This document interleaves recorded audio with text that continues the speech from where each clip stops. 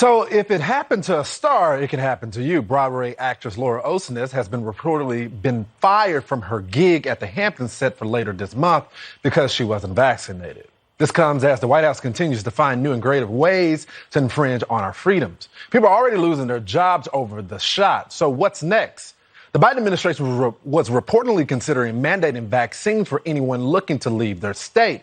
According to the AP, quote, while more severe measures such as mandating vaccines for interstate travel have been discussed, the administration was worried that they would be too polarizing at this time. I'll repeat those words, at this time. So not now, but maybe later. Joining me now to react, Seattle radio host Jason Ransom, founder of Outkick.com, Clay Travis. Jason, this is troubling because instead of furthering the conversation, educating Americans, really directing and providing information for the fears, they just want to force people to get the shot. Is that a good idea? Of course it's not a good idea, but I can't say I'm surprised that Democrats want to control everything we do. We've already seen a year, 2 years, 3 years of Democrats telling us how to think. And if you don't think the way that they want, they try to force it or silence you. And now we're in the COVID world where they're saying if you don't want to get the vaccine, which I do think is the smart move to do in consultation with your doctor, only if you want it. But they want to control every aspect of everything that we do. And if they don't get their way after trying to convince us, they'll just go ahead and force us. And I think if we're going down the road of firing people, it's sending the message that you don't even have the right to make a living unless you live the way that the Democratic Party wants you to live. And I think that that's not a road to go down because there's no turning back. Yeah.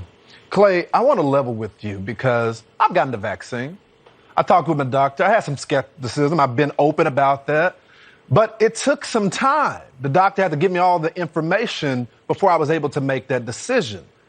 Why not go that direction, Clay? Why not just say, I mean, the same studies are already saying that a lot of people aren't getting the vaccine because it's not FDA approved. How about you approve it? A lot of people are not getting the vaccine because of the side effects, and they're not educated on the side effects.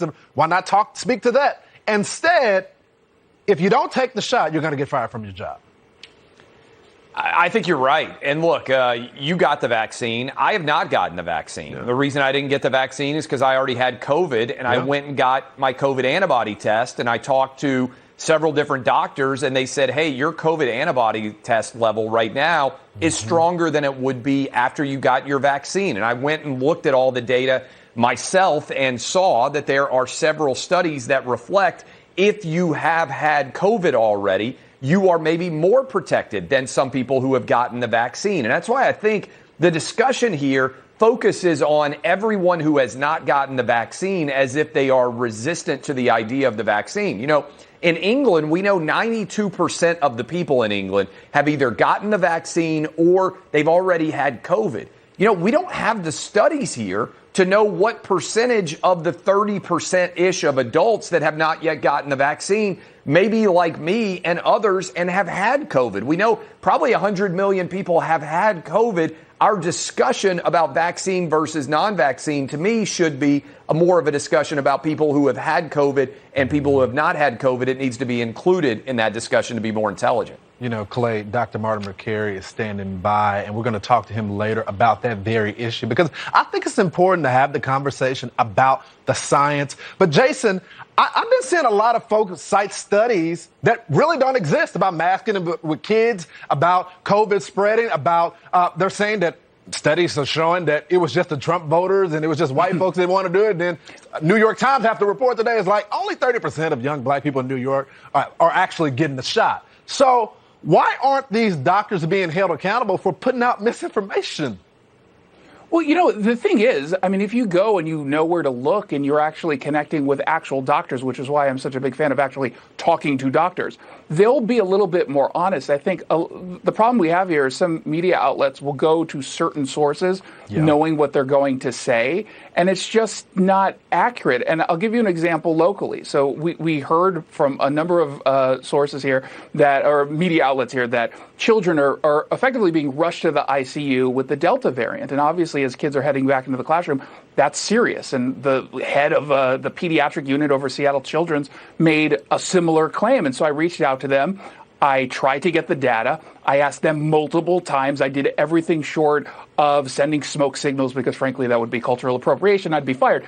They won't respond. And so I actually looked at the data that's publicly available, plus some leaks from inside. They said there were 4 kids in the ICU, and we want that number to be 0. But that's hardly a surge in the cases. A lot of the claims just don't stand up to the facts.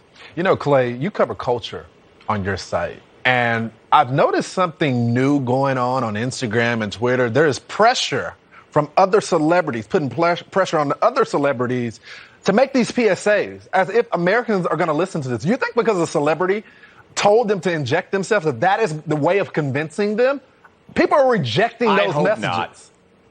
I hope not. And I think your point is a good one. You know, I live in Tennessee, and there's a lot of red states, and people want to demonize and say, oh, the vaccination rate is low, and they want to blame Trump voters. And the reality is, in a state like Tennessee, we've got a large population of Trump voters, yes. We also have a large black population. And a lot of those guys and girls voted for Joe Biden. And there is skepticism on both sides because the messaging surrounding the virus has not been great in terms of the vaccine. And you mentioned masking. There's 0 evidence. I went Tuesday to my local school board to argue against kids having to wear masks.